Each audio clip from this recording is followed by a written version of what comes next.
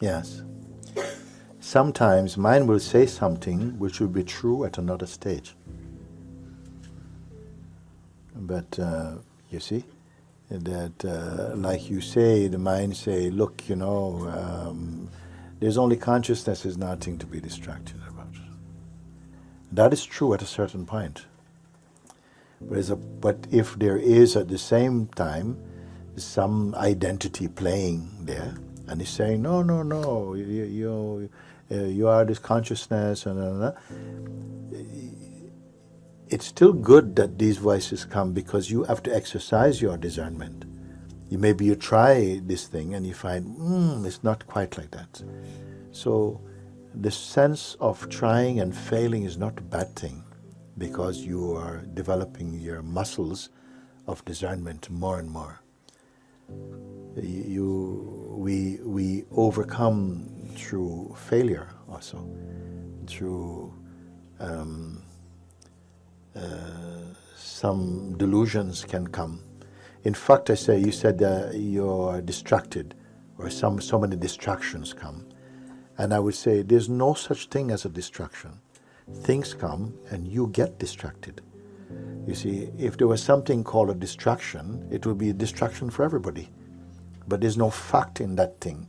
It's just at this particular point, a certain point, you feel distracted by that. At another point, you will not be distracted by that.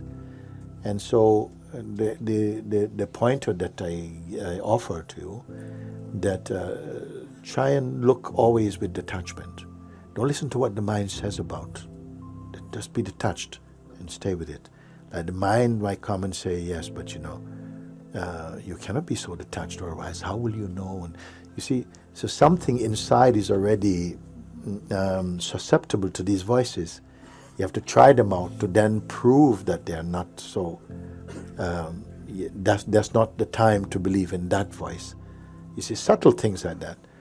I say the easy path is always to remember whatever you're seeing, whatever you're perceiving, whatever you're experiencing comes from the mind or from the senses. They are not stable. They're all moving, including the one who is affected by them. So that brings you back to the deeper awareness in which the one who is affected by the mind talk and the mind are like two sides of one coin. That's a very difficult teaching to catch at first because of this firm belief in personhood. So you will start by learning as a person, and then you start to observe the person itself.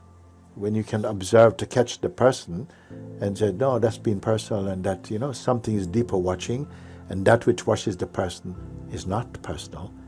It didn't tell you that. Somehow it was a time to realize that that is not personal.